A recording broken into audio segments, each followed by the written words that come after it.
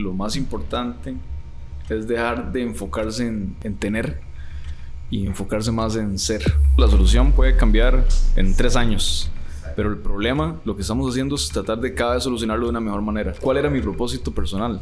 O sea, ¿por qué yo estoy aquí? ¿Dónde yo realmente la puedo sacar del estadio? Porque empecé a enfocarme en dejar un legado. No hablo de dejar una compañía o de dejar un patrimonio. Hablo de cómo inspiro a los demás, cómo inspiro a mi familia cercana, cómo inspiro a otras personas. Sí. Y el elemento más importante del networking es la confianza. Totalmente. Que puedan confiar en vos. Otra cosa importante, creo, es la ambición. Todos quieren tener en el círculo a alguien ambicioso también. Porque alguno de todos la va a pegar. Otras compañías que tenían la ambición en la misma dirección empezaron a sentir que podían ser parte de algo importante también. Bienvenidos al 6º episodio de 6 Dimensiones. Hoy, como siempre, con un invitado especial. Hoy tenemos a un emprendedor que se ha encargado de revolucionar la industria de la salud mediante la inteligencia artificial y ha fundado una compañía que está encargada básicamente de detectar la retinopatía, así inició, diabética que tienen las personas. Pero bueno, vamos a iniciar preguntándolo y introduciéndolo, y más bien que usted lo cuente un poquito.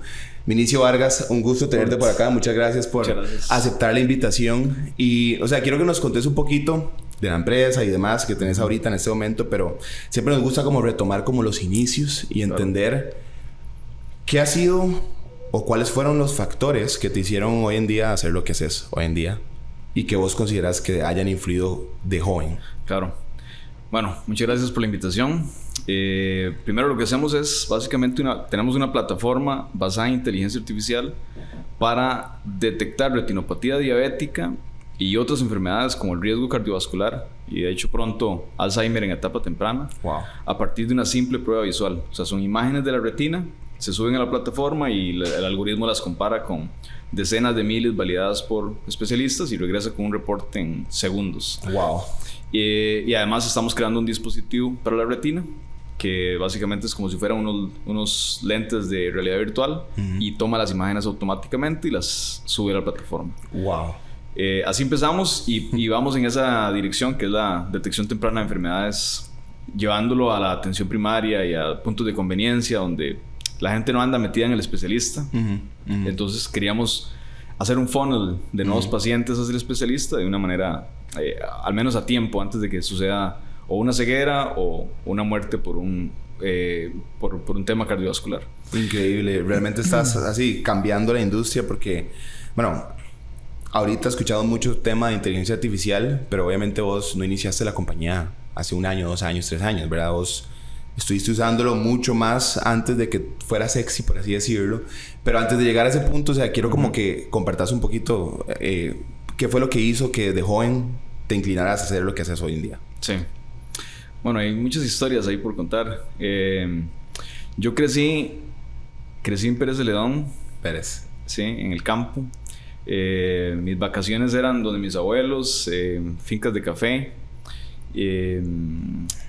Y vivía como una vida siempre como de fantasía, imaginando. Yo me metía a la montaña o al cafetal y todo era una fantasía. Entonces mis tíos decían que yo estaba loco porque siempre jalaba a todos mis primos a alguna aventura que tal vez siempre eran tortas, ¿verdad? Pero era porque siempre estaba imaginando. Y pasado el tiempo, que la pasé muy bien, de hecho, mi infancia fue trabajando cogiendo café o corté caña un par de veces, no volví. Y siempre entre ganado o café en la finca de mis tíos o donde mis abuelos. Y cuando crecí, yo siempre viví con una espinita de tal vez de que yo era el patriarca. Yo pensaba que yo era el patriarca de mi familia. Yo siempre pensaba que de alguna manera yo había nacido para algo un poco más que lo que me estaban diciendo el entorno que yo debía de ser. Y leyendo un poco, siempre me encontraba que había una primera generación, el que marcaba la historia. Y yo me lo creí. Me creí que yo era el primero. Entonces, ¿a qué edad estamos hablando? 15 años. 15 años. Sí, 15, 16. Ya yo sabía que yo era el primero. Qué interesante eso, porque siempre, o sea, si revisamos la historia de personas ultra exitosas y que han hecho realmente un impacto en el mundo, siempre todos tienen como característica en conjunto esa, ¿verdad? Que siempre sienten como que están hechos para algo más de lo tradicional. El tema viene desde mi papá. Ok. Porque mi papá, que leía demasiados libros y tenía un montón de libros en la biblioteca. Entonces, uno chiquitillo, cuando aprende a leer, lo que quiere es empezar a leer cualquier cosa. Y yo me encontraba con libros de historia ya de Israel y el Antiguo Testamento y cosas de la Biblia y así. Y empecé a agarrar el gusto de leer. Y llegado cierta edad, además de saberme todos los países, las capitales, los ríos, los lagos, porque me tragaba el Atlas porque era lo único que tenía. De hecho fui a las Olimpiadas de Geografía por eso. Resulta que cuando empecé a leer historias de Julio Verne y libros así como medio de aventura, conecté porque eran las aventuras que yo hacía desde chiquillo, pero ahora las leía y eran ya todavía más voladas. Entrenarse el cerebro para siempre estar saliéndose de lo tangible y lo que está, lo real. Porque estás creando cosas imaginarias. Y cuando yo leía, yo todo lo imaginaba, todo lo visualizaba. Y creo que la característica que decimos de que uno siente que nació para algo más grande o algo diferente a lo que tienen en su clan y en el entorno, yo creo que viene, no sé si es un tema genético, yo creo que no tanto. Creo que es un tema de entrenar la exploración. Porque cuando vos te convertís en un explorador, por ejemplo, yo chiquitillo andaba siempre explorando, cuando traigo ese gen del explorador a la vida real, pequeño era a experimentar con grillos y animales y bueno, yo hacía un poco de Einstein, de Frankenstein, porque todo era una locura. Era como con una jeringa sacarle al grillo para pasarle a la cucaracha y a ver qué pasaba. Pero ese a ver qué pasa me llevó a jalarme muchas tortas, pero también a descubrir muchas cosas y a entrenar al explorador que ya yo llevaba adentro. Y cuando vos estás explorando, vos no te puedes quedar en lo que ya está, a lo que te tienes que acostumbrar y a la vida común, sino que vos, cuando estás explorando, querés descubrir algo nuevo. Sí. Siempre querés enterarte de algo nuevo. Cuando yo estaba pequeño, lo que hacía era desenterrar lo que le llaman las huacas, que son tesoros indígenas. Y esa sensación de que te vas a encontrar un tesoro, en realidad nunca tenía mucho valor porque eran como pedazos de vasijas pero me volví buenísimo encontrando tesoros indígenas. Entonces todo ese juego, esa emoción que tiene explorar, cuando uno va creciendo ya vas pasando de libros, pero todavía traes el explorador. Entonces el explorador nunca se puede quedar quieto, nunca se puede acostumbrar. El explorador siempre está tratando de descubrir algo nuevo, y al final cuando descubrís algo nuevo no es algo que descubrís afuera, sino que es algo que descubrís adentro. Wow. Porque aprendes algo nuevo. Sí. Y te das cuenta de algo que no sabías de vos mismo, ¿verdad? Entonces creo que los que todavía no piensan que lo traen, porque a veces también es un tema de que lo que yo creo de mí mismo, tal vez sí son exploradores.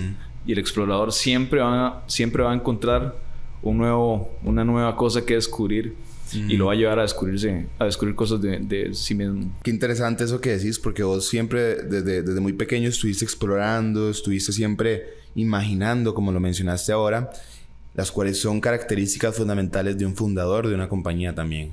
Siempre están imaginándose cosas, o sea, cómo puede hacer, esta es la visión de la compañía, la quiero así, y para hacer eso hay que hacer esto y esto y esto, ¿verdad? ¿Cómo fue la transición tuya de joven, ¿verdad?, a la parte profesional? O sea, ¿cuándo fue ese primer encuentro como de, ok, ¿será que es por acá, trabajando para alguien, siempre estando ahí, o por el otro lado? ¿Cómo fue ese tema?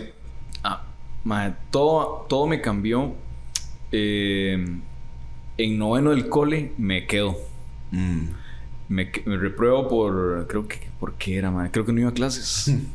No iba a clases. Andar explorando. Perdí el interés y creo que, man, por ejemplo, a las 7 de la mañana entraba a educación física los lunes. Jugaba bola y había un receso de 40 minutos y claro, yo me quedaba mejengueando y no llegaba a clases. Al final me quedé, me mandan a un cole nocturno. Llego al cole nocturno y tengo todo el día libre. Claro, la idea es que fuera a trabajar, ¿verdad? O sea, a eso me mandaron. a que sufriera el ácido. Pero no, al final costaba mucho que un carajillo de 15 años consiga trabajo. Y al final lo que hacía era... Me di cuenta que había unas compus con internet de la biblioteca. Entonces yo me iba para la compu de la municipalidad, la biblioteca, y empezaba ahí a buscar cosas. Y arriba estaba la biblioteca. Entonces cuando ya me aburría en la compu, me iba a buscar libros. Perdón que te interrumpa. ¿Qué año más o menos fue eso? Vas a revelar la edad. O sea, porque ahora es muy común el internet y la compu y etcétera. Yo recuerdo el internet café que uno pagaba 500 por hora. Pero o sea, biblioteca... Eso es año... en realidad yo ya estoy recordando que yo me iba a intentar bajar música. Ajá. Y obviamente leía cosas y buscaba cosas, pero en realidad mi objetivo máximo era brincarme los filtros de seguridad para descargar música y ver cómo me la llevaban en algo. Quemar CDs era antes. Exacto, quemar CDs. Hice un negocio con eso. Quemaba CDs en el cole. Ok. Y bueno, la cosa es que eso es en el año 2001, 2002. Okay. 2002. En el puro boom del internet, 2001, 2002, sí. En el 2002 creo que fue. Bueno, entonces me iba para la biblioteca y como todos los días iba, que por cierto, me gustaba tanto ir a leer porque me empecé a encontrar libros y me los tenía que leer ahí porque no me los podía llevar. O al menos no me los podía llevar todos. Y empecé a leer demasiados libros. Me tragué demasiados libros. Porque era todos los días.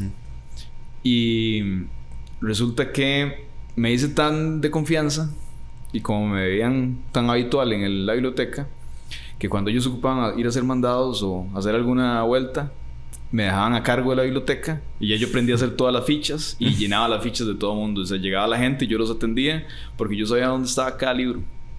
Porque ya había recorrido los pasillos de esa biblioteca un montón de veces, sabía dónde estaba cada categoría, cada libro y llegaba rapidísimo. Que de hecho no era lo habitual tampoco, o sea, hacer un carajillo en noveno, décimo y estar metido en la biblioteca. Probablemente sus compas, sus amigos de esa edad, no todos están haciendo eso.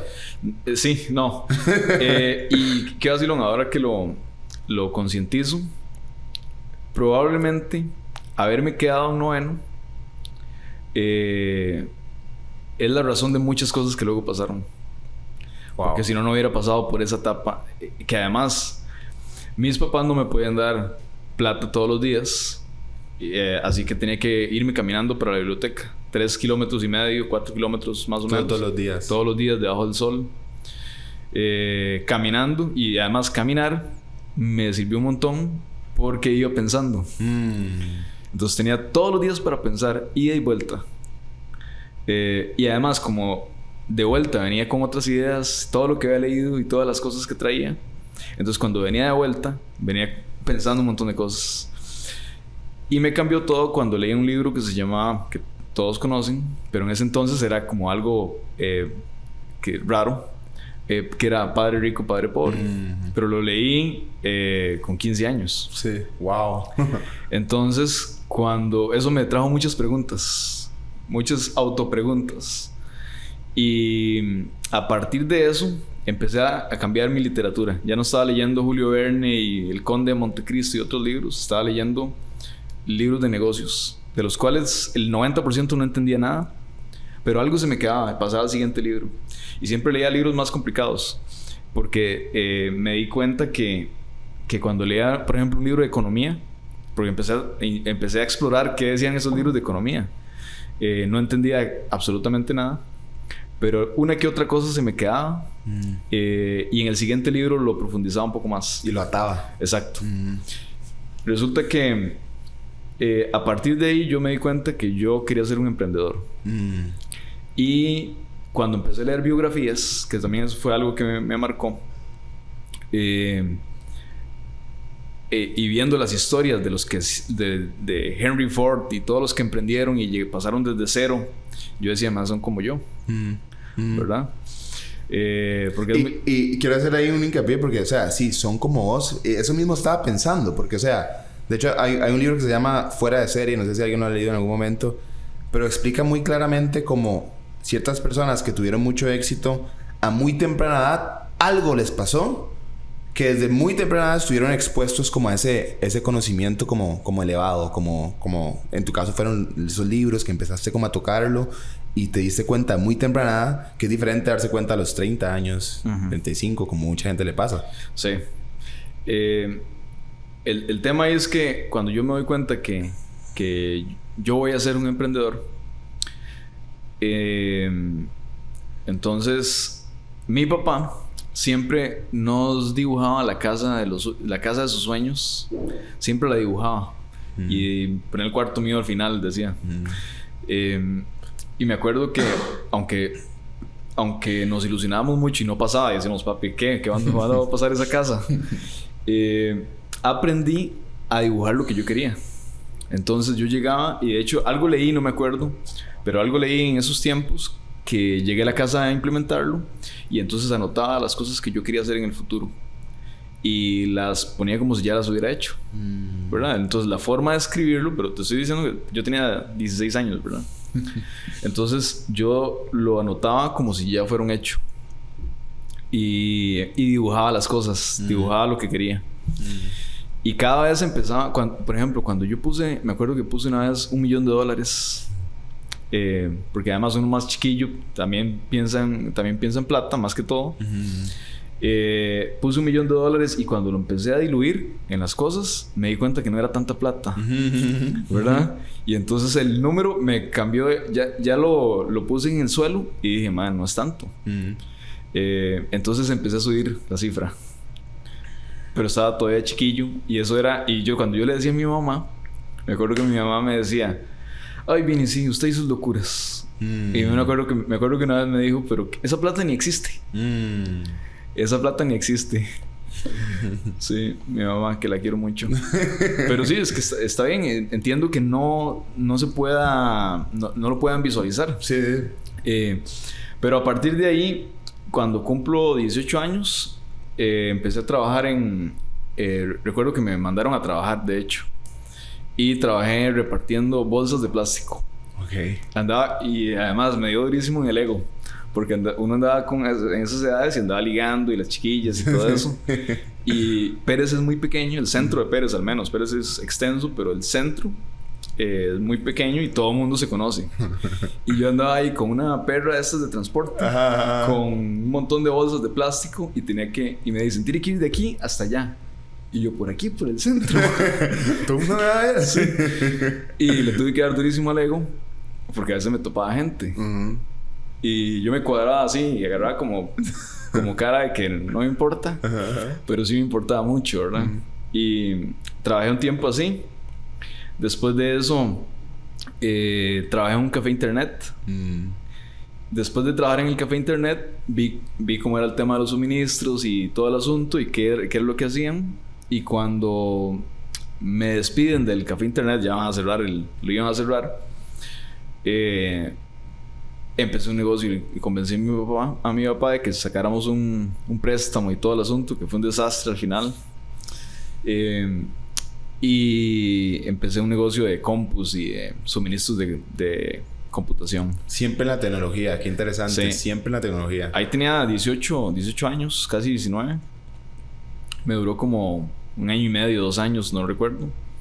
Después de esa etapa, que ya había pasado por el tema de emprender, me acuerdo que empecé a traer cosas de Estados o sea, mis proveedores en ese entonces eran Amazon y no recuerdo, algunos proveedores similares.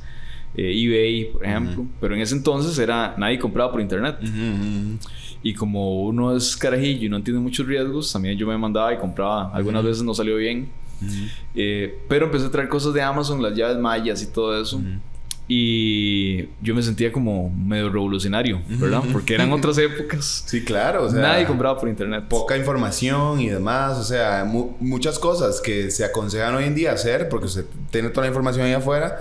Usted las hacía sin que estuviese toda esa información. O sea, usted mismo como que empíricamente lo fue entendiendo.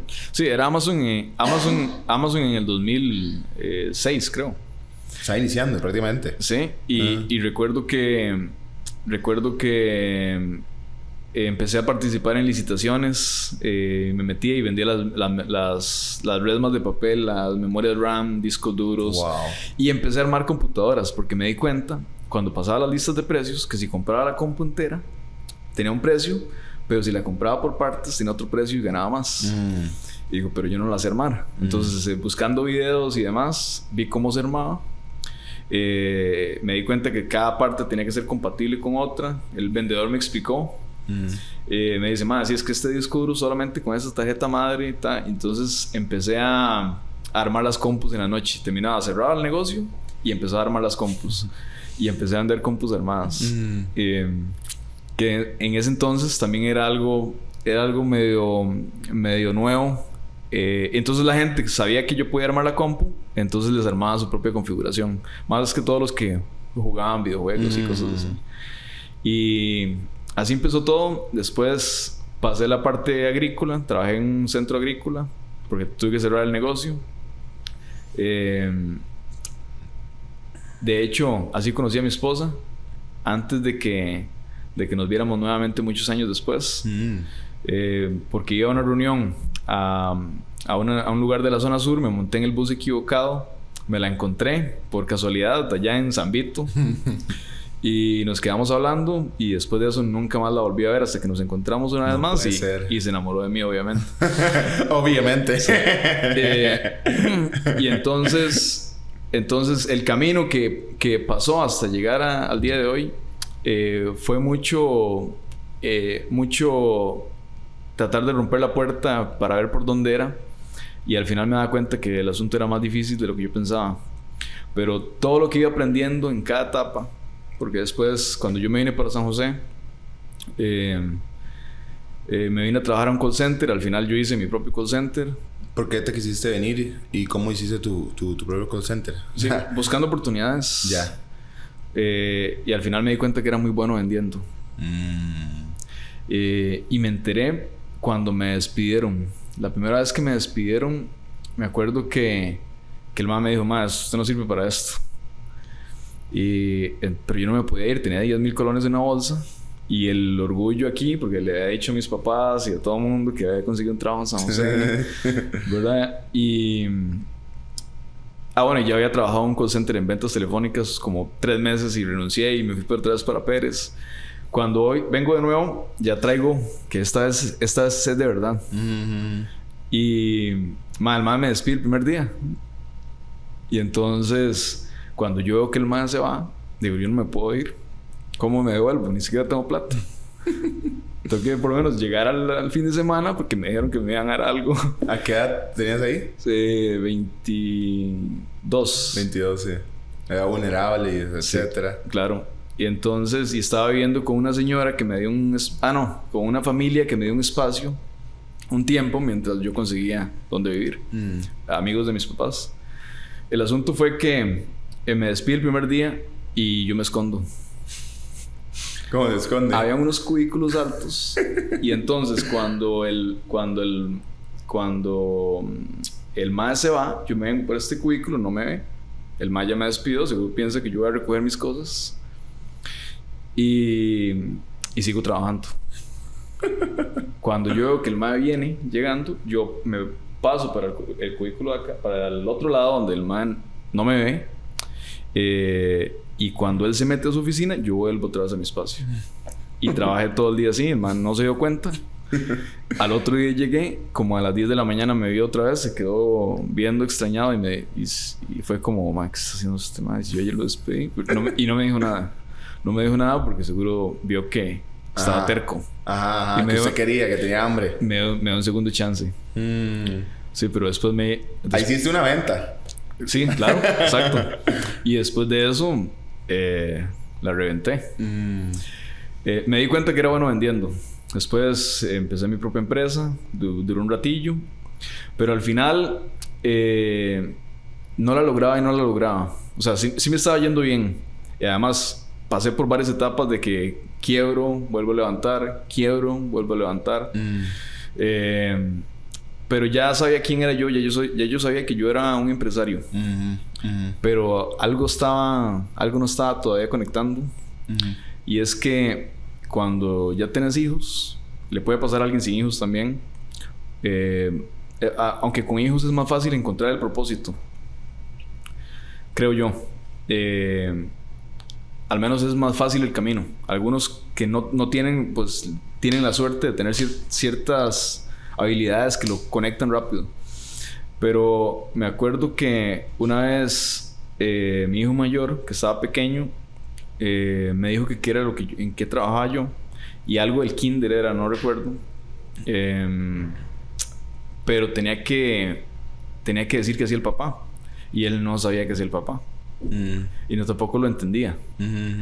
Entonces eso hizo que yo empezara a maquinar cómo yo podía hacer algo diferente en algún momento. No se me ocurría qué, porque yo estaba pensando en el qué. Cuando yo entendí que no era el qué hago, sino qué soluciono, cuál es el problema. Porque siempre empezás a crear cosas que te imaginas que hay problemas, pero no entendés que primero tenés que volverte un experto en un problema para que una vez que seas experto en un problema, buscar la solución. Sí, yo ahí para agregar, o sea, si lo entiendo de esa forma, vos estabas primero pensando en qué producto era el que tenías que hacer, en vez de enfocarte en qué problema solucionaba para una persona ese producto que fueses a hacer. Exacto. Era así, ¿verdad? Exacto. Porque obviamente si ponemos dos cosas, ¿verdad? Si preguntamos qué es más importante, el producto o la persona, es la persona. Claro. Porque sin la persona no se vende ese producto. Entonces, ¿qué mega tip que diste ahí? Porque yo siempre, o sea, me gusta como compartir lo que es, o sea, hay que buscar cuál es el problema que tiene la persona a la que uno quiere vender ese producto, porque usted puede entenderlo mucho más fácil. Totalmente. Y el producto, la solución puede cambiar en 3 años. Exacto. Pero el problema, lo que estamos haciendo es tratar de cada vez solucionarlo de una mejor manera. Exacto. Pero más allá de eso, ¿cuál era mi propósito personal? O sea, ¿por qué yo estoy aquí? ¿Cómo exploto mis capacidades? ¿Dónde yo realmente la puedo sacar del estadio? Porque empecé a enfocarme en dejar un legado. Y cuando hablo de dejar un legado, no hablo de dejar una compañía o de dejar un patrimonio. Hablo de cómo inspiro yo. Primero empecé por mis hijos, pero luego cómo inspiro a los demás, cómo inspiro a mi familia cercana, cómo inspiro a otras personas. Cómo hago que... Y también tenía un orgullo Costa Rica, que me pasaba muy a menudo cuando hablaba con gente de otros lugares y menospreciaban Costa Rica de alguna manera. Entonces yo siempre trataba de hablar de cosas buenas de Costa Rica, porque siempre trataba de sacar la bandera de alguna manera. Sí. Y luego además de dejar el legado y el ejemplo de que si yo algún día faltara, porque siempre tenía ese cuestionamiento de qué pasa si yo falto hoy, ¿qué estoy dejando? Y no es tanto qué dejo financieramente, es quién recuerdan que era su papá, qué hizo su papá, qué tan importante era lo que hacía, algo que realmente les marque el camino. Wow. Y creo que era emprender, pero ¿emprender qué? Tenía que ser algo importante, algo que pudieran decir, wow, mi papá hacía eso. Entonces, a partir de ahí, cuando ya yo estaba muy metido en el tema de inteligencia artificial, al menos de leer y de ver videos, ir a conferencias, ya yo estaba metido en el tema. Y estaba explorando diferentes tecnologías porque siempre estaba tratando de entender y saber, no porque yo lo fuera a hacer. Seguías explorando. Estaba explorando. Y en parte de ese proceso fue que entendí qué cosas podía hacer. Empecé por salud, financiero y seguros. Fueron 3 industrias que exploré. Contraté unos maes allá como en la India y en Pakistán para que me hicieran un pequeño algoritmo. Probamos primero con tomografías de cerebro. Entonces el sistema lo que hacía es que subías un TAC y detectaba si había un tumor en esta área, en esta área, en esta área. Decía qué tipo de tumor era. Y luego para pólizas de vida, para calcular el riesgo, y otra que era para fraude bancario, otra que era para... creo que eran esas tres. Esas fueron las que exploramos. Y al final me pareció que la que tenía más impacto, la que era un wow, era el tema de salud. Porque ya yo dije, esto salva vidas, ¿verdad? Lo otro va y viene. Entonces, a partir de ahí, empecé una compañía, le hice logo, hice todo el asunto y la hice como que ya era algo, como que ya era una compañía, pero no tenía nada, ¿verdad? Me fui... Ajá. Y formándola, disculpa ahí de nuevo, formándola desde el sentimiento de voy a meterme aquí no porque quiero hacer plata, sino porque quiero hacer un impacto realmente. Empecé por el impacto. Yo sabía que eventualmente el tema financiero, o sea, el rendimiento económico llega porque llega en algún momento. Pero primero empezó por el impacto, por el factor wow y porque realmente solucionaba un problema. En el camino me di cuenta que no solucionaba tanto un problema porque los doctores dijeron, esto es muy fácil yo a simple vista lo veo. Entonces, pero el concepto funcionó. Luego se pasó a otro problema. Al final fue que voy a una conferencia de inteligencia artificial. Estaba mi actual cofundador, que es el CTO, Rodrigo Herrera. Rodrigo, sí. Y el MAE tiene una fundación de AI para democratizar el acceso a la inteligencia artificial en la parte educativa. Y me pareció súper interesante. El MAE lideraba la iniciativa y era profe de inteligencia artificial, digamos. Entonces, le dije, MAE, tengo una compañía. No tenía nada. O sea, sí, había hecho la fila. El logo y todo. Sí. Pero ahí me di cuenta que como siempre postergaba el arranque, me di cuenta, para arrancar esta hora tengo que, número 1, crear la compañía, hacer el logo y hacer como que ya estamos. Le hice página web, dominio, todo el asunto, ¿verdad? Entonces arrancó iNovatec en ese momento. Y arrancó como si fuera ya una compañía, pero todavía no era. 2014, 2015. No, ya era 2019. 2019, ok. 2019. Sí. Ok. Y me traigo a Rodrigo como socio. Le ofrezco, no tengo cómo pagarte, pero te ofrezco acciones de la compañía. Rodrigo se une a la compañía, entiende. Yo le vendí la visión de lo que yo pensaba que podíamos hacer. Pasamos a cáncer de mama y creamos un primer algoritmo para cáncer de mama. Armamos un equipito ahí pequeño y trajimos pasantes y todo el asunto, que eran estudiantes que o a muy bajo costo, gratis, nos ayudaban.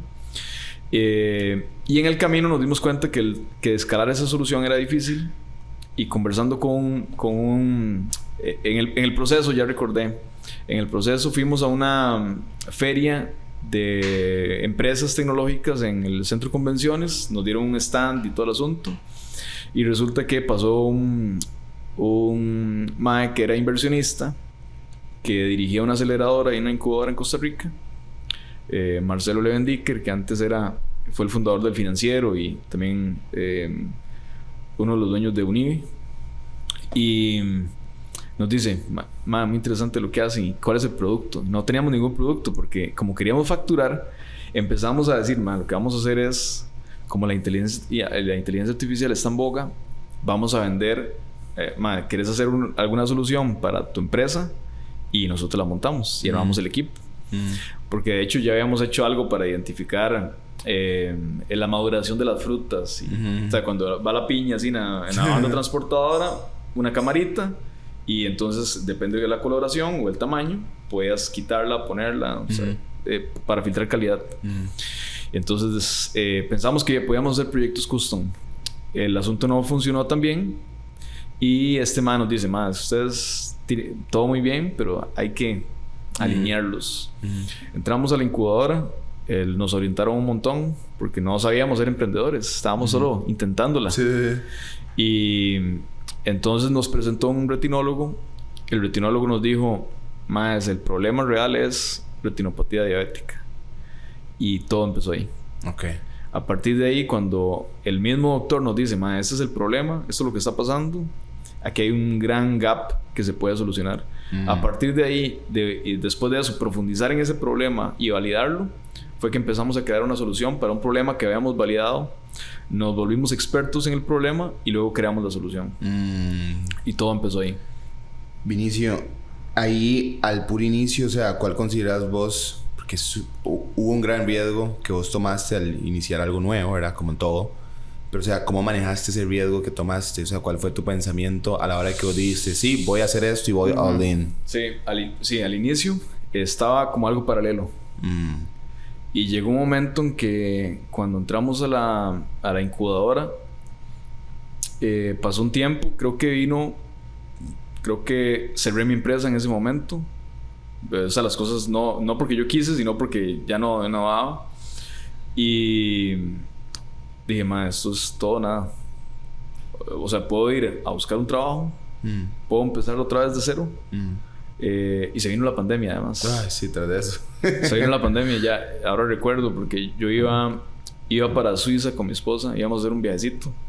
Y recuerdo que tuvimos que cancelar todo, perdimos los tiquetes. Fue en esa etapa. Y se viene pandemia, entonces toca all in, porque era lo que había. Sí. Y además, a la vez me daba como la oportunidad de poner todo mi esfuerzo y mi enfoque en hacerlo. Los traemos a esta incubadora como socios y nos ayuda como a pasar los momentos difíciles, porque a veces nos tenían que poner un poco de plata ahí, a veces personalmente me tenían que pasar ahí para que te ayudes mientras levantábamos, como forma de préstamo. Y ya vos con hijos y demás. Sí, claro. Sí, todas las responsabilidades. Sí, todo. Sí, viviendo en una casa que todos los meses hay que estar pagando. Bueno, al final terminamos... Recuerdo que en esa época armamos ya la estructura, ya yo sabía cómo pitchar la idea, ya yo sabía cómo hacer un plan de negocios. Ya yo tenía mucha estructura que había aprendido con la incubadora y en la experiencia. Y empecé a presentarle esto a 1,001 inversionistas, fondos de inversión. Todos los días estaban algo más, siempre estaba tirándola desde la parte comercial para tratar de vender y desde la parte de cómo levantamos el presupuesto necesario para contratar el equipo, pagarnos un salario, empezar a contratar programadores, ¿verdad? Y a partir de ahí recibí todos los no del mundo. Y después de eso ya yo sabía que el no, el siguiente, vamos al siguiente. Pero yo me dejaba de cada no, me dejaba los insights que me daban y llegaba, apenas terminaba la presentación, colgaba y me metía otra vez a trabajar la presentación. Yo decía, no quedó claro.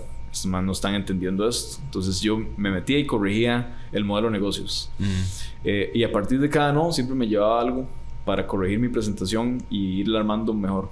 ¿Cómo hacía para que cada uno de esos nos no lo ahuevara? O sea, porque digo, es como formar un bebé que es de uno, que uno le tiene toda la emoción, todo el amor, pero todo el mundo es como, no. A mí no me importa su proyecto, yo no lo conozco, no. Pero usted sí. O sea, ¿cómo lidiaba usted con eso? Sí, yo sabía que lo que estábamos intentando era romper un paradigma, era status quo así muy sólido, más que todo cuando es una industria conservadora. Es como que intenté, digamos, seguros, bancario ahora no tanto, pero seguros y salud son súper conservadores, porque los tomadores de decisión son personas que vienen de una escuela un poco de antes, que son los que tienen más liderazgo y cuesta mucho sacarlos de ahí. Entonces ya yo sabía que el asunto iba a ser difícil y además como no teníamos ventas, como estábamos, digamos, teníamos un prototipo apenas, levantar inversión, yo me ponía en los pies y sabía que era riesgoso. Sí, claro. Pero por eso yo tenía que vender mejor la visión. Y a partir de ahí empecé a trabajar la presentación, cada vez la hacía mejor, lo que tenía que hacer era comunicarla mejor, porque si entendieran lo que yo tenía en mi cabeza en ese momento, y si yo lo podía comunicar bien, me la iban a comprar. pero yo tenía que comunicarla bien. A partir de eso, fue un no rotundo por mucho tiempo. ¿Cuánto es mucho tiempo? 2 años. Pero... Ok, quiero hacer una pausa, de verdad. Quiero hacer una pausa ahí porque mucha gente piensa que emprender es... Ok, tengo una idea, voy a desarrollarla y ¡boom! Ya todo está perfecto, ya todo funciona como tiene que funcionar, todo perfecto y nunca hay problemas. Pero no hay... O sea, la realidad no es esa. La realidad no es esa y la gente no entiende que si quiere que algo crezca y que realmente valga la pena, tiene que dedicarle tiempo, tiene que aceptar esos no y tiene que decir, ok, no me lo voy a tomar personal, voy a agarrar cada una de esas cosas como vos lo hiciste para mejorar y mejorar y mejorar para que algún punto llegue y sí sea. Cuando vos haces algo común, algo normal, quizás no sea tan difícil. Porque a veces es difícil, pero tal vez no tenés que esperar 2 años, ¿verdad? Pero cuando estás tratando de hacer algo como lo estábamos intentando hacer... Cambiar el mundo. Básicamente, iba a ser muy difícil. Entonces, por dicha, tuvimos como cierto apoyo. Me acuerdo que también antes de que empezara todo el tema de la pandemia, habíamos como comprado mi esposa trabajaba en bodas y habíamos como comprado un equipo y unas cosas y ya empezó y se le empezaron a levantar los eventos y las bodas y la gente iba ahí con mascarilla y todo, pero iba. Y entonces hacía algo de cash, se le empezó a ir bien y creo que incluso hasta vendimos huevos. Wow. Vendimos huevos en esa etapa. Wow. Porque nos dimos cuenta que dijimos, mae, toda la gente está en la casa, todos los días comemos huevos. Sí. Y recuerdo que yo le dije en forma de broma, le digo, mae, ponemos unas ponedoras aquí atrás. Y me dice, usted no me va a traer gallinas a la casa. Y bueno, la cosa es que tenía un amigo en Pérez que tenía un montón de gallinas, porque tenía una finca grande y el mae, para su propio consumo, se le pasó la mano y tenía como 1000. Y al final el mae vendía todos los huevos, llegaba alguien y los recogía. Entonces, un cierto día que fuimos a la casa a visitarlos, el mae me contó y a mí se me encendió. Digo, mae, esta es una fuente ahí adicional para...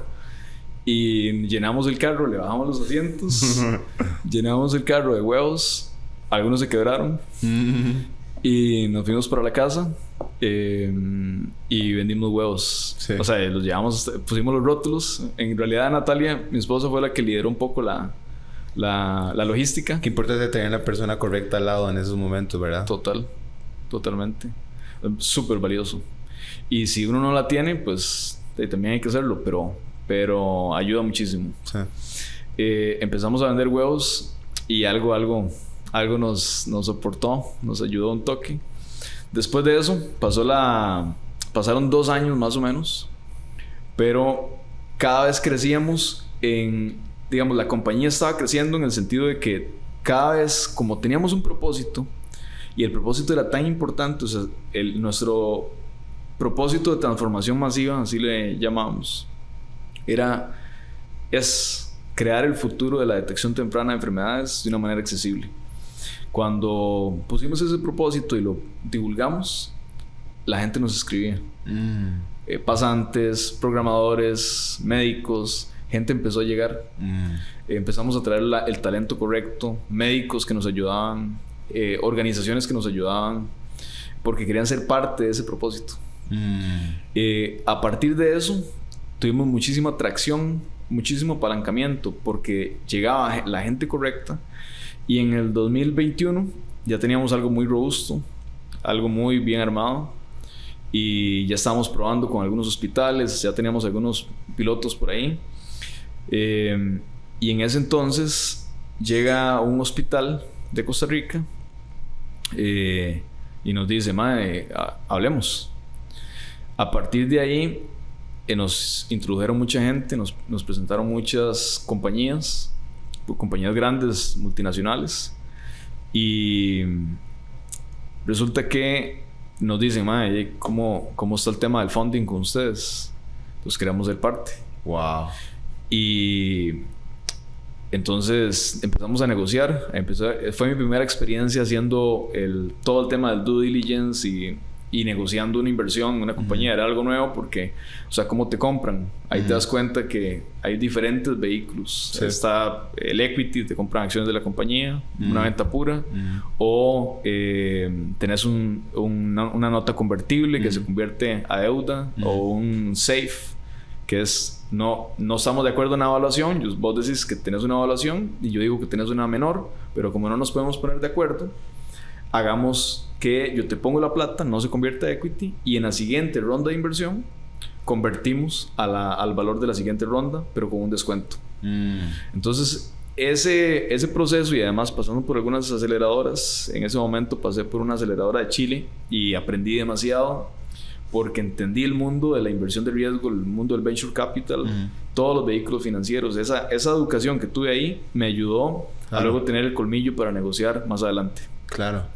Después de eso se cayó la negociación porque al final nos cambiaron los términos a último momento, pero ya yo estaba súper ilusionado, ya yo tenía todo el presupuesto casi gastado. Yo le dije a mi esposa, ahora sí, tenemos a esta gente como socios, y más todo lo que significa por decir somos socios de este hospital, y se cayó al final. Eso fue como en octubre del año 2021. En diciembre del año 2021, ya a partir de gestiones que venía haciendo con una gente en Estados Unidos, con una compañía en New York, levantamos nuestro primer inversor ángel. Primero. Cayó así como... En diciembre. Del cielo.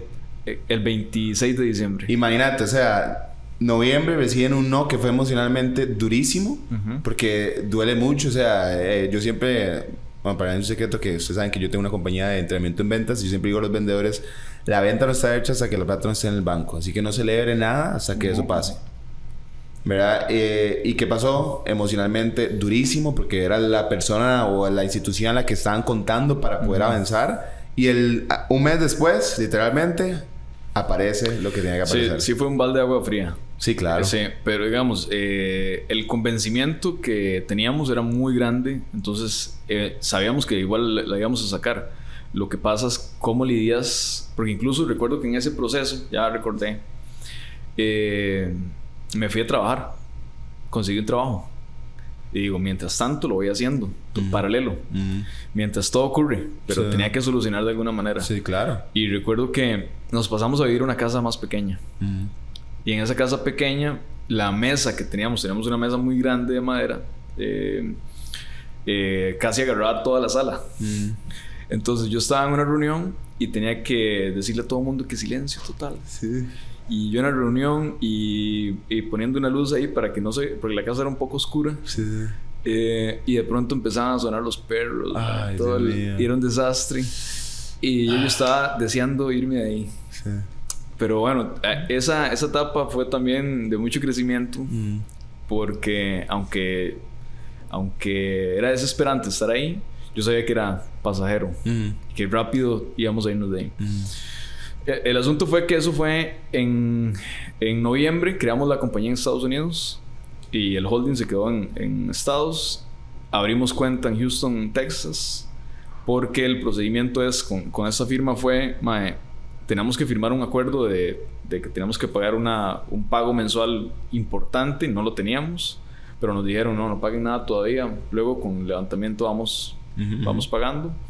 Lo hicimos así, y recuerdo que fui a Estados, hicimos todo el tema de las cuentas y empezó todo, y levantamos el primer capital semilla en el 26 de diciembre del 2021. Esa fue la primera vez. A partir de ahí, en febrero ya habíamos levantado $250,000. Wow. En aproximadamente un año ya habíamos levantado más de $1 millón. Wow.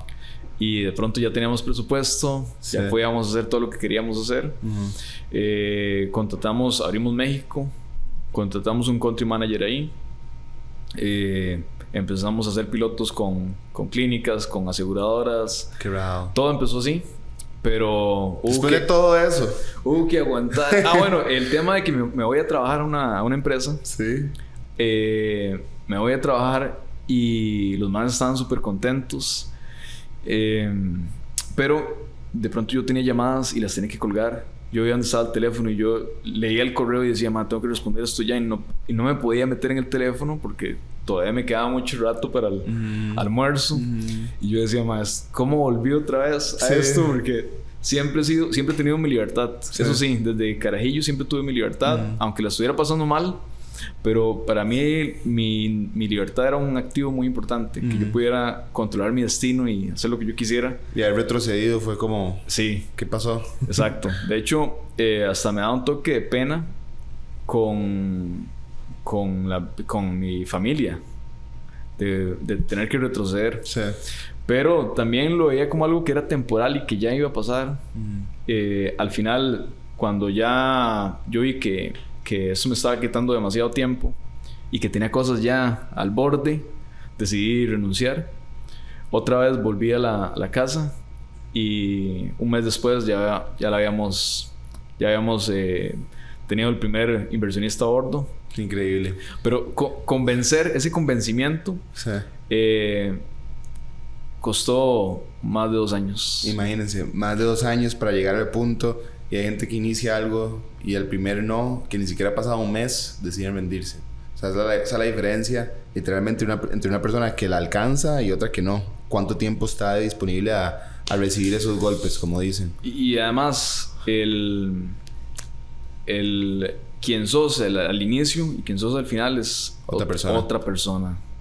Y de eso se trata, ¿cierto o no? Claro, totalmente. En realidad, cuando uno emprende y va por la vida, en realidad uno es un estudiante, es un aprendiz. Sí.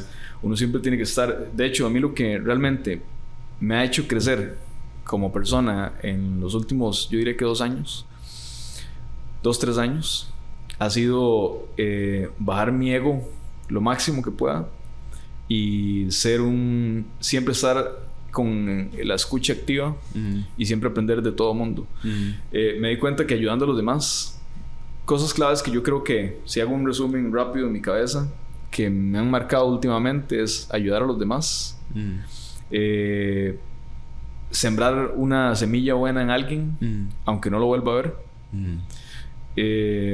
y además siempre estar en modo aprendiz con cualquier persona, porque aprendes de cualquier persona, algo aprendes de alguna cosa, y además de eso, siempre creérsela, porque algo muy importante que yo creo que marcó quién es, tal vez no Vinicio Vargas, pero a Innovatec también, ha sido el círculo de personas alrededor. El networking que hemos tenido cada vez ha ido incrementando el nivel de calidad, cada vez ha sido más calidad.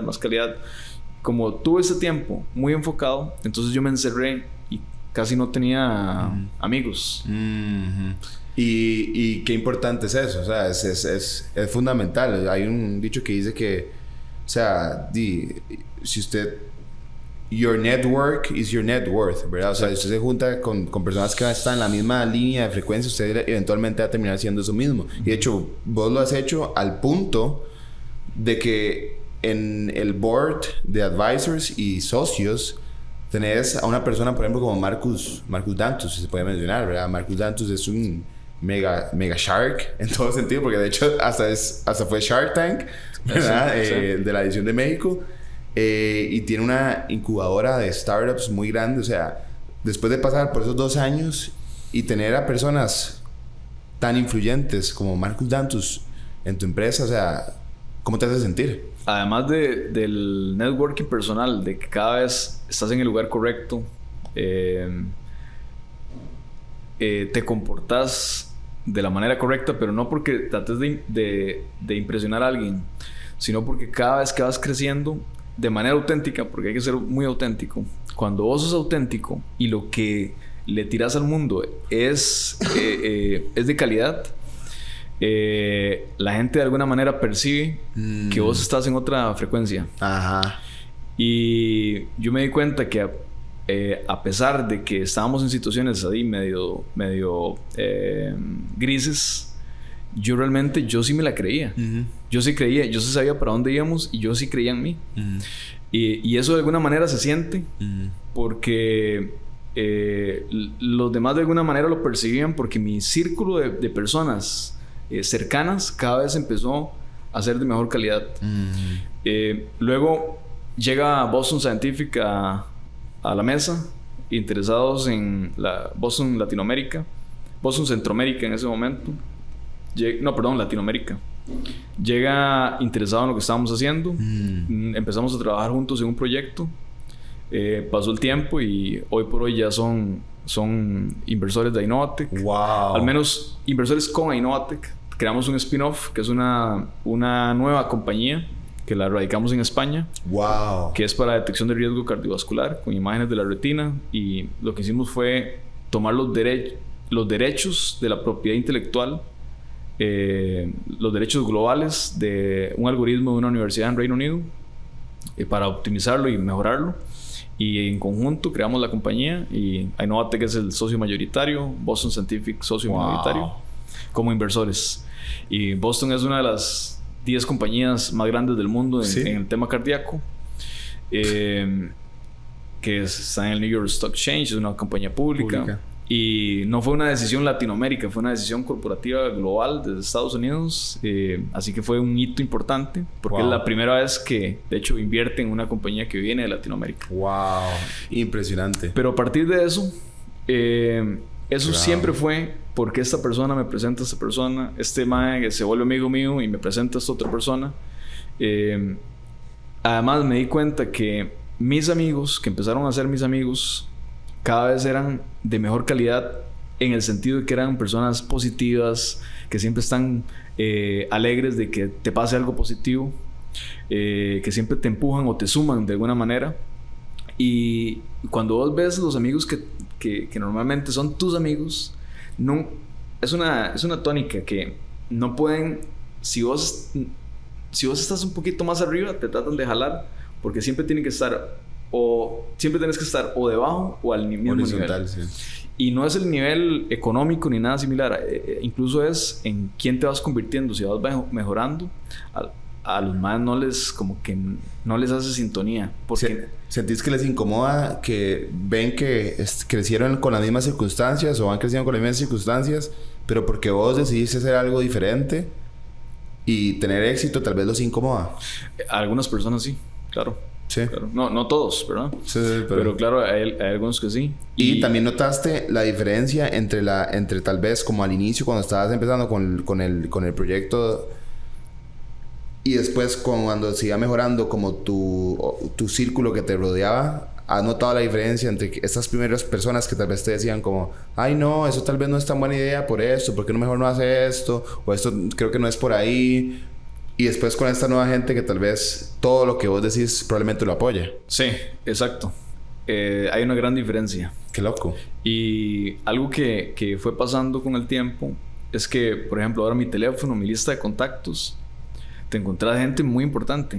Y está una llamada WhatsApp o X o Y o solicitud que yo tenga, se abren todas las puertas. Wow. Y eso no pasó de la noche a la mañana. Fue un proceso poco a poco. Pero creo que es motivo de en quién te vas convirtiendo. Porque cada vez vas creciendo de alguna manera que no te das cuenta. Pero eso ocurre cuando uno deja el ego un momento al lado y se vuelve un aprendiz. Wow. Porque entonces siempre estás como una esponja, siempre estás mejorando, siempre estás creciendo, porque eso ocurre cuando te das cuenta que estás detrás del palo, que sos muy pequeño todavía. Cuando uno se las cree todas y cree que todo lo sabe, no hay forma de que pueda aprender, no hay forma de que pueda crecer. Cuando te olvidas de todo eso y decís, soy muy pequeño, no sé nada, empezás a escuchar más y a hablar menos. Cuando te das cuenta, llega un momento en que en realidad sí has crecido, pero siempre entendiendo que apenas estás empezando el juego. Sí. Que falta un montón todavía y que ni siquiera se ha iniciado. Exacto. Y para la gente que tal vez está escuchando esta parte en específico sobre lo que vos dijiste de el networking y que esa persona te presenta esta otra, ¿qué dirías vos que ha sido como lo clave para poder tener ese networking correcto o esas personas a tu lado correctas? Vos dijiste hace poquito que fue la autenticidad. Pero si pudiéramos reducirlo como algo, ¿qué sería? Creo que es la transparencia. Porque cuando vos no estás ocultando nada, cuando vos sos verdadero, por ejemplo, yo lo que te digo ahorita, nunca hay algo que yo esté ocultando, nunca hay algo que yo esté pensando sobre vos que no te esté diciendo. O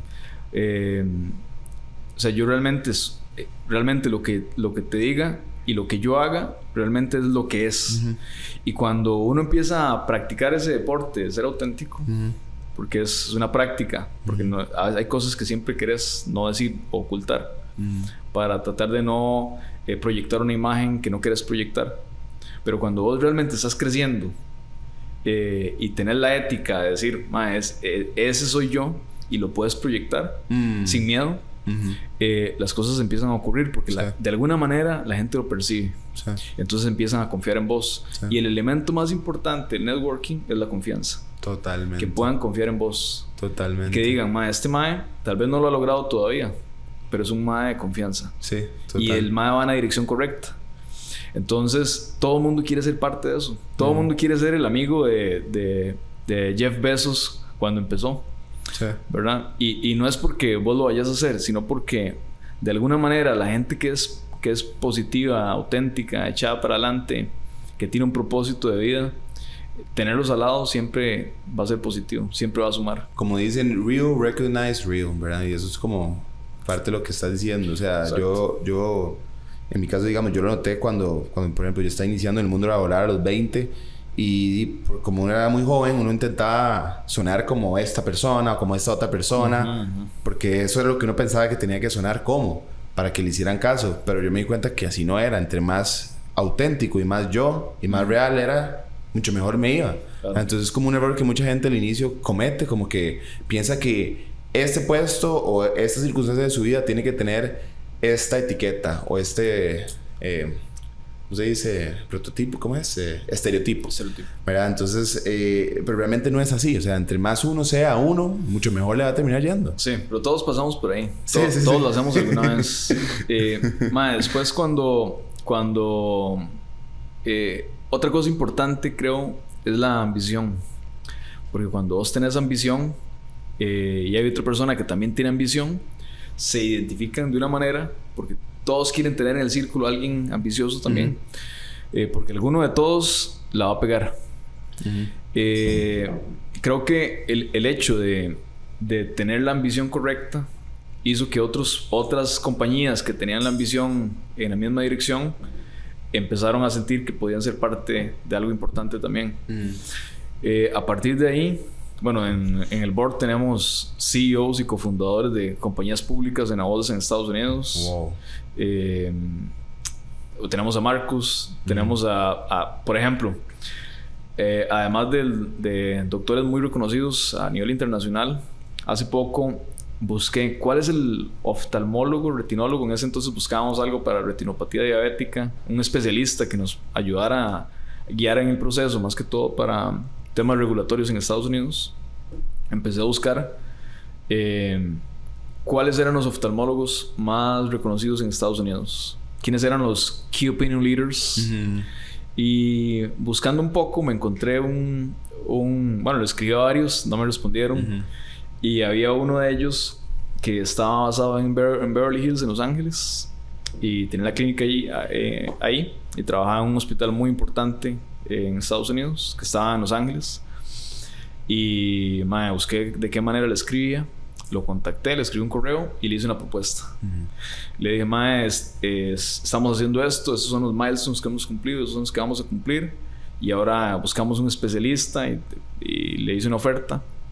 El mae me escribió de vuelta y me fui para Los Ángeles y me lo traje a bordo, ¿verdad? La cosa es que el mae compró la visión, es un mae súper reconocido, compró la visión, se unió al equipo, y yo dije, mae, después de Marcos, como que agarré confianza. Sí, ¿verdad? Me un fuerzón. Sí, exacto. Entonces me di cuenta que sí teníamos algo importante, sí, claro. Sí, algo que está validado. Sí, entonces eso me dio la confianza para que ahora, después del doctor, ahora ya te sientas en la confianza de ir a puertas más grandes y decir, mae, para que me abran la puerta. Ajá. Sí. Ya cambió un poquito la cosa. Sí. Buenísimo. Sí. Un par de preguntas más que tengo por acá. ¿Cómo ves el impacto de Innovatec de aquí a unos 10 años? O sea, ¿cuál es el camino que querés seguir con la compañía? Yo el enfoque lo veo global. De hecho, así nacimos. Sí. Siempre fue ser global. Una compañía global. Y eso lo logras desde el inicio, aunque no tengas nada, cuando solucionas un problema que todo el mundo tiene. Cuando el enfoque es global, es muy fácil luego escalar y llegar a otro país. Más cuando tienes soluciones que son software, es muy fácil escalar. De hecho, nosotros ahorita estamos en México, estamos entrando en Colombia, tenemos una oficina en Houston y estamos entrando en Medio Oriente en este momento, entre Emiratos Árabes y Saudi. De hecho, voy para allá la otra semana a tratar de explorar y concretar algunas cosas. Pero básicamente el enfoque es global, detectando diferentes enfermedades, no dejando el tema de investigación y desarrollo de lado porque esto avanza demasiado rápido. Cuando te das cuenta, ya la competencia está haciendo algo mucho más impactante. Entonces, no dejar la investigación para que cada vez sea más innovador, nos sigamos adaptando y que detectemos tempranamente enfermedades en una óptica, en un laboratorio, en un supermercado. Terminaste el supermercado y hay una clínica ahí, te puedes hacer un chequeo general y de pronto te das cuenta de un problema que tenés. Y creo que la tendencia va hacia la medicina personalizada. Cada vez romper un poco más el paradigma. Y otro punto importante es que creo que podríamos ser una compañía pública. De hecho, ya es algo que estamos trabajando y hemos tenido diferentes conversaciones al respecto. Estamos entrando en India, por cierto, y parte de la conversación en India es que eventualmente también hagamos IPO ahí en la bolsa de India. Ya son temas que se han tirado sobre la mesa, pero más allá de eso es que eventualmente la compañía cumpla su propósito y que lo esté haciendo de la manera más eficientemente posible y que realmente sea un impacto positivo y masivo. Y cuando eso esté ocurriendo en diferentes países, creo que podría sentir que se ha logrado el objetivo. Sí. Excelente. Vinicio, una última pregunta para nuestros oyentes y nuestra audiencia. Si les pudieses dar un consejo, si están tal vez en la etapa de exploración todavía, ¿verdad? Y que quieren buscar como... O sea, tal vez no buscar, sino tal vez ya están emprendiendo. ¿Cuál es algún consejo que les podrías dar como de forma resumida que les va a servir después de ver este video? Bueno, creo que lo más importante es dejar de enfocarse en tener y enfocarse más en ser. Creo que todo empieza ahí. Cuando ya no perseguís el dinero, porque todos de alguna manera lo persiguen, pero cuando lo sacas de la ecuación como algo que va a venir inevitablemente y empezás a trabajar en ser, en crecer como persona, y para crecer como persona también tienes que cambiar tu entorno, tienes que a veces hasta alejar familia, alejar amigos, ser muy selectivo con el grupo que tenés. ¿Qué películas ves? ¿Qué series ves? ¿Qué le metes al cerebro? Empezar a trabajar enfocadamente en quién me voy convirtiendo. 2, tener mucha paciencia. Cuando entendés que eventualmente las cosas se van a dar y que todo pasa, que incluso los malos momentos pasan, cuando venga otro malo momento ya lo vas a identificar y vas a decir, esto ahorita pasa. Y entonces lo afrontas de otra manera. No con la misma ansiedad ni con la desesperación. Cuando entendés que el fracaso es una forma de aprender y no como que ya estoy listo, acabado y ya mordí el polvo, sino que lo ves como una etapa de crecimiento y de que aquí vamos a salir, y que ese yo que emprendo hoy o el yo que está pasándola mal o que está en una mala situación hoy es el mismo mae en 10 años que la va a sacar del estadio. Es el mismo ya Kurt. Está hecho. Exacto. Es el mismo Kurt, es el mismo inicio, pero 10 años antes. Entonces cuando entendés eso, te empezás a identificar con ese mae del futuro y empezás a hacerlo. Qué tuanis. Te empezás a convertir en ese mae del futuro que vos vas a hacer y lo empezás a vivir. Y cuando lo empezás a vivir, de pronto lo empezás a creer. Y lo decís en las palabras, lo pasas metiendo en el cerebro, en tus pensamientos. Como vos lo apuntaste, como si ya estuviera pasando. Exacto. Cuando te das cuenta, ya vos sos ese mae. Y la gente no... Y algunos... La gente cercana, la más cercana, no te la compra todavía, ¿verdad? Pero no importa. Eventualmente, los que vos no conoces, sí te la van a creer. Y sí se van a ligar con ese mae del futuro que ya vos sos. Y eso te va a empezar a abrir puertas.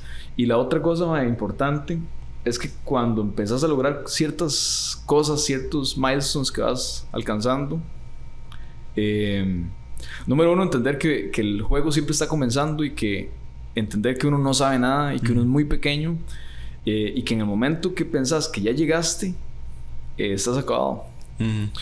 Pero cuando vos vas alcanzando ciertas cosas, lo más importante es ser agradecido, mae. Yo creo que eso es lo más importante. Yo a veces voy a mejenguear.